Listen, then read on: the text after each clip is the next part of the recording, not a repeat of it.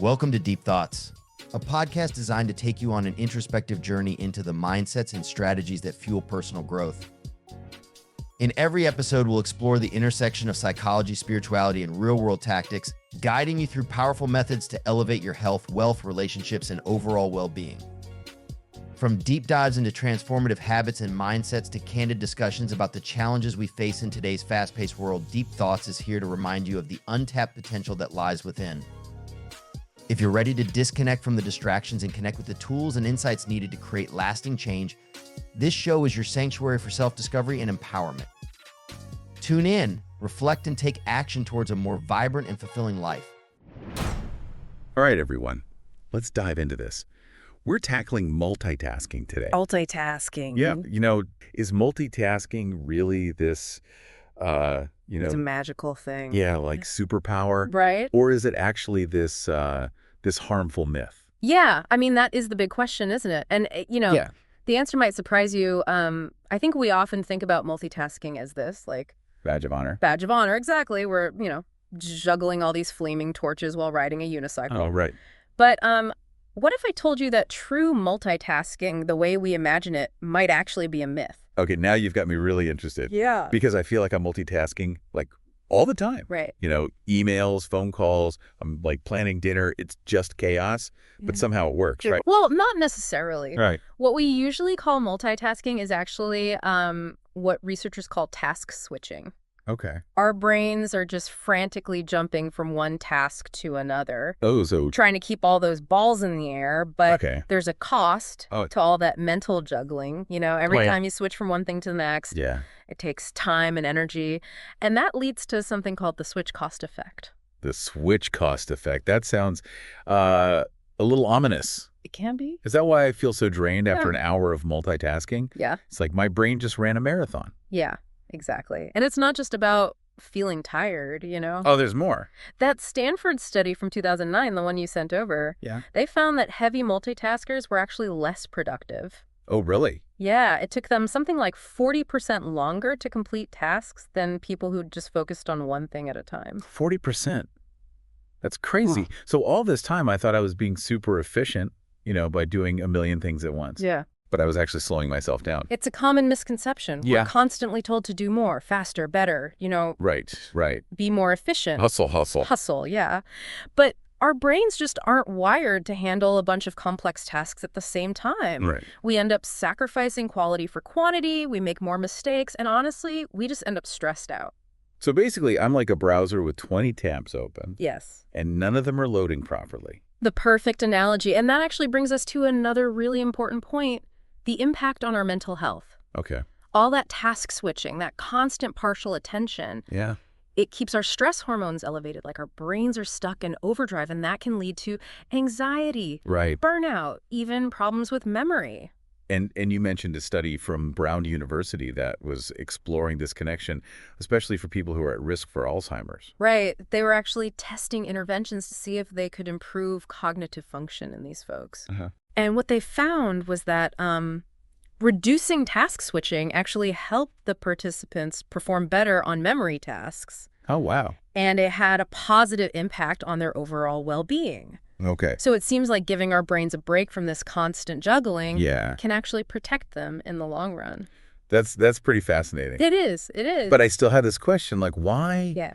Why do we feel so compelled to multitask in the first place? Right. Is it just this, like, hustle culture pressure, or is there something deeper going on? I think it's a combination of factors. Okay. There's definitely the external pressure, Wow. to be constantly on, be productive. But there's also, I think, Yeah. a deeper element. It's like this illusion of efficiency. Oh, okay. Multitasking makes us feel busy, right? Like we're accomplishing a ton, even if that's not really true. So it's like we're addicted to the feeling of busyness, even if it's ultimately not really getting us anywhere. Yeah, I think there's some truth to that. Mm-hmm. And it's not just about work either, right? This whole multitasking madness spills over into our personal lives as well. Absolutely. I mean, how many times have you been in a conversation with someone and you can just tell they're not really there? Oh, yeah. Their mind is a million miles away. All the time. Yeah. It's so common. It is. It's important. One of the articles you sent, Yeah. Texto Colado, Oh, yeah. Interesting article. it highlighted this very issue, right? Right. How multitasking can really damage our relationships. Right. It reduces empathy and connection. Yeah, we're so busy juggling tasks, Yeah. checking notifications, we forget how to just be present with the people we care about. And there's research that shows this too, right? Wasn't there a Harvard study that found that even just the presence of a phone during a conversation can diminish trust and connection? Absolutely. Wow. It seems like our obsession with multitasking might be hurting our ability to connect deeply and build real intimacy. This is pretty sobering. Yeah, it is. Yeah. So we've established that multitasking isn't really the superpower we thought it was. Right. It hinders our productivity, it harms our mental well-being, and it even damages our relationships. It's true. But is there any hope for us? Like, for us chronic multitaskers, what can we do about it? Oh, absolutely. And that's what we'll explore in the next part of our deep dive. Okay. We're going to unpack the idea of mindfulness, and I'm going to share some practical strategies that you can use to reclaim your focus, boost your productivity, and even strengthen your relationships. Okay, I'm ready for this mental detox. Let's get into those solutions. Let's do it. So welcome back. Last time we were exploring this dark side of multitasking. Yeah, it was pretty eye-opening. But it's not all doom and gloom. Okay, good. We have tools and strategies to help us reclaim our focus and sanity. I was hoping you'd say that. All right. Yeah. So where do we begin this mental detox? Well, I think it starts with awareness. Okay. Just recognizing, hey, I'm trapped in this cycle of task switching. Right, That's a huge first step. right. Okay, so awareness is key. Got it. Then we can start to make some practical changes. Okay, so what comes next? One really effective technique is time blocking. Time blocking. Okay. Instead of just letting your day be ruled by random tasks and interruptions, you actually schedule specific chunks of time for focused work. Oh, so it's like you're making a date with yourself to actually get things done. Exactly. I like that. But how do you actually stick to it? Right. What about those inevitable distractions? Right. That's where discipline and a bit of planning come in. Okay. You have to create an environment that supports your focus. So, Turn off those tempting notifications. right. Put your phone on silent. Yep. Or even use one of those apps that temporarily block distracting websites. I've heard of those. They sound amazing, but also a little scary. Right. Like admitting, I need help staying focused. Think of it as like giving your brain a helping hand. Okay. Yeah. It's not a sign of weakness. It's about being proactive and setting yourself up for success. Okay. Those distractions are designed to hijack your attention, so you need to be strategic in how you combat them. So it's a mental game of strategy. Exactly. Okay, I'm up for the challenge. Right. So what other strategies can we use? Another powerful technique is the Pomodoro method. Pomodoro. Okay. You work in these focused bursts of 25 minutes, Okay. followed by a 5-minute break. Okay. And after 4 cycles, you take a longer break, Okay. maybe 15, 20 minutes. So it's like building these mini rewards into your workday, giving your brain these little moments of rest and rejuvenation. Yeah, exactly. I could get on board with that. Are there any other time management techniques that can help us break free from this multitasking madness? Absolutely. One that often gets overlooked is the simple act of prioritizing your tasks. Ah, yes, the good old to-do list. Right. But this time, Yeah. it's about being really intentional about how you structure that list. So you're focusing on what truly matters. Exactly. Quality over quantity. Okay, got it. Don't let those less important tasks clutter your mind and distract you from the real priorities. Right, right. And remember, it's okay to delegate or even eliminate tasks that aren't truly essential. Okay, so it's like decluttering your mental workspace. Exactly. You're creating more space for the things that actually deserve your attention. Exactly. I'm starting to feel more focused already just thinking about it. But what about those times when we just feel completely overwhelmed by the sheer volume of work we have to do? How do we avoid falling back into that multitasking trap when it seems like the only way to keep our heads above water? Yeah, this is where setting boundaries becomes crucial. Okay. Learning to say no, Right. managing expectations, and just being realistic about what you can actually accomplish. You Yeah. can't do everything. And trying to do so is just going to lead to burnout and diminished quality of work. It's about, like, recognizing our own limitations Exactly. and being honest with ourselves about what we can realistically achieve. Exactly. And it's about putting our well-being first. not sacrificing it for the sake of a never-ending to-do list. Absolutely. It's a journey, not a destination. Okay. There will be times when you slip back into those old habits. Right. But the key is just to be aware of those patterns Yeah. and gently guide yourself back to a more focused and intentional way of working. Okay, so we've talked about time management, prioritization, and setting boundaries. But what about the role of technology in all of this? It often gets blamed for our multitasking habits, Right. but it can also be a powerful tool for promoting focus, right? Absolutely. Technology is a double-edged sword. Right. It can be a source of constant distraction, Yeah. but it can also be used to our advantage. Okay. There are tons of apps and tools out there that are designed to help us manage your time, block distractions, and cultivate mindfulness. I've heard about apps that track your screen time, Yeah. block social media notifications, or Right. even guide you through meditation exercises. It's amazing how technology can be harnessed for good. It really is. Do you have any favorite tech tools for promoting focus and mindfulness? Oh, for sure. I really like website blockers. Okay. They allow you to specify which websites you find most distracting. All right, right. And then set time limits for how long you can access them each day. It's like giving yourself a digital timeout Exactly. from those tempting time wasters. Right. Okay, what other tools would you recommend? Well, there's some great apps that use the Pomodoro method, They Definitely. automatically set timers for work intervals and breaks, Okay. which can be really helpful for staying on track. Makes sense. And if you're looking to deepen your mindfulness practice, there Yeah. are so many guided meditation apps Right. that offer a wide range of techniques and practices. It's like having a personal mindfulness coach right in your pocket. Yeah, it's amazing. Okay, so we've covered time management, prioritization, technology, and setting boundaries. But what about the physical environment? Does the space we work in have an impact on our ability to focus? Oh, absolutely. Our surroundings play a huge role in our mental state. Okay. Creating a dedicated workspace that's free from clutter and distractions can make a world of difference. I totally agree with that. I know I work best when my desk is tidy and organized. Right. It's like my mind can finally breathe and focus on the task at hand. Exactly. What other environmental factors can help or hinder our focus? Natural light is a big one. Okay. Comfortable seating. Right. Even the color of the walls can have an impact. Interesting. And, Yeah. consider incorporating plants into your workspace. Plants, okay. Studies show that plants can reduce stress and boost productivity. I like that. And don't underestimate the power of taking breaks. Yeah. Just step away from your desk. Right. Get some fresh air. Those little moments of respite can be so rejuvenating.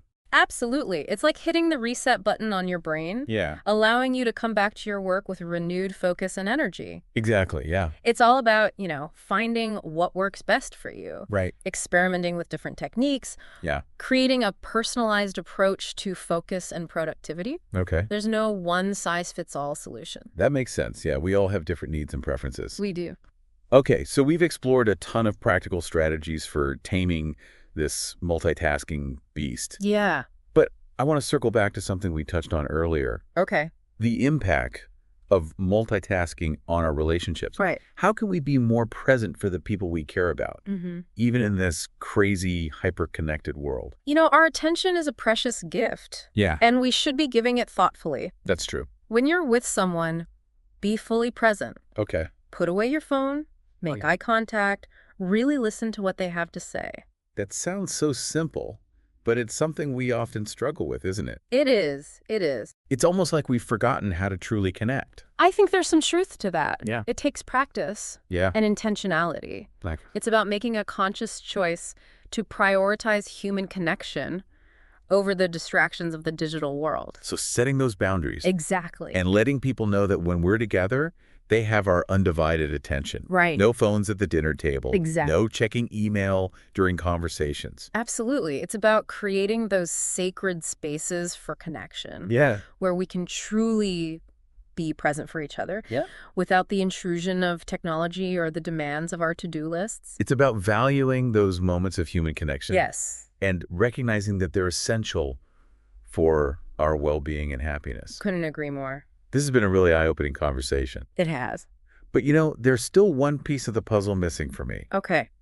We've talked about how multitasking impacts our productivity, our mental health, our relationships. Right. But what about the bigger picture? Okay. What about our sense of purpose and meaning?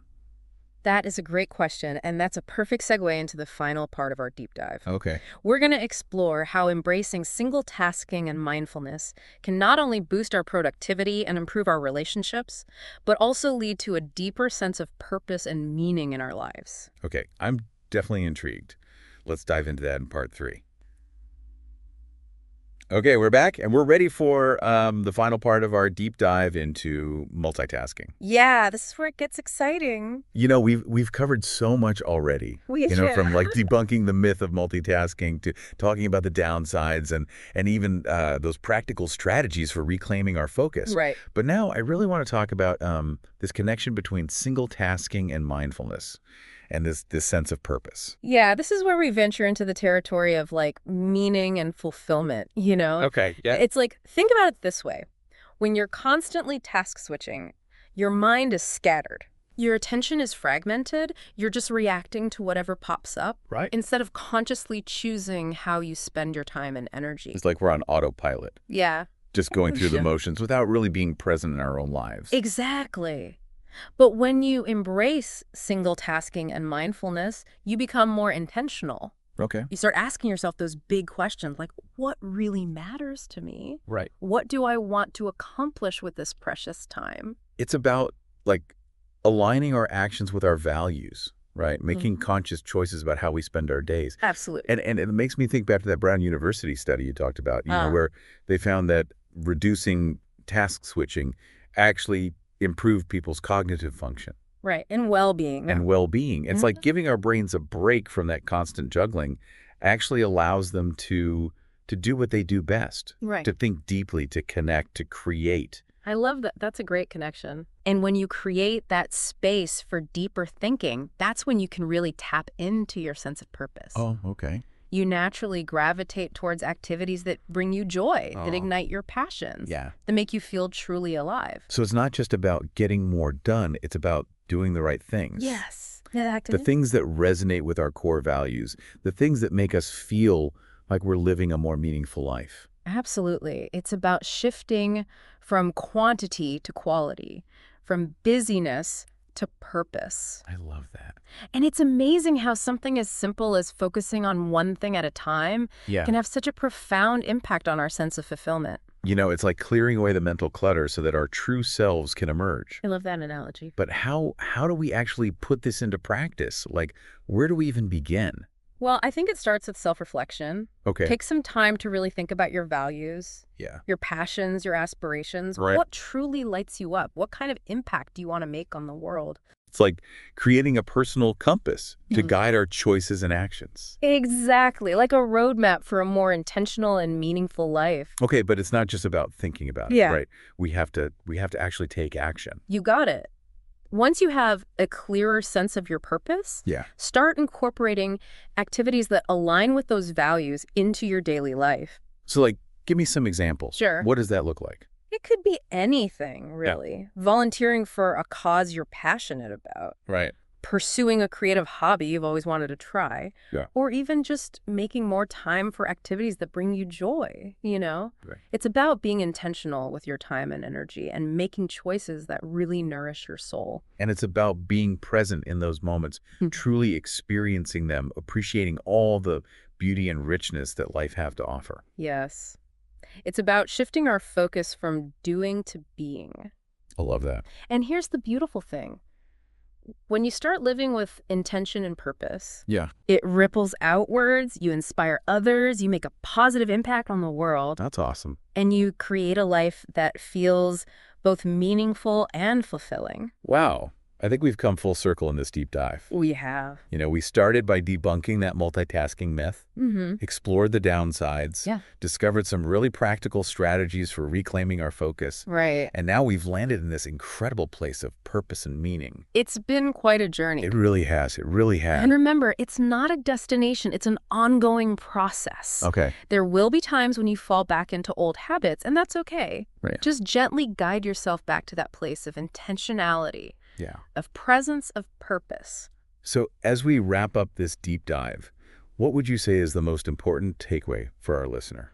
Your attention is precious. It's the most valuable resource you have. Okay. Choose how you spend it wisely. Invest it in the things that truly matter to you, the things that bring you joy, ignite your passions, and make you feel alive. That's beautiful. I love that. And with that, we've reached the end of our multitasking deep dive. It's been a pleasure. Thank you so much for joining us. And to our listener, thank you for all of the incredible source material. Yeah, thank you. I hope you found this exploration as enlightening as I have. Me too. Take what you've learned, apply it to your own life. Yeah. Experiment with single tasking, cultivate mindfulness, and start living with intention. You might be surprised to the amazing things you discover along the way. Thank you for tuning in to this episode of the Deep Thoughts Podcast. I hope you found insights and inspiration to take with you on your journey of self-growth. If you enjoyed the show, be sure to hit the subscribe button so you never miss an episode. And don't forget to follow us on social media to stay updated on new releases and exclusive content. See you next time, where we'll continue to help you grow and explore your full potential.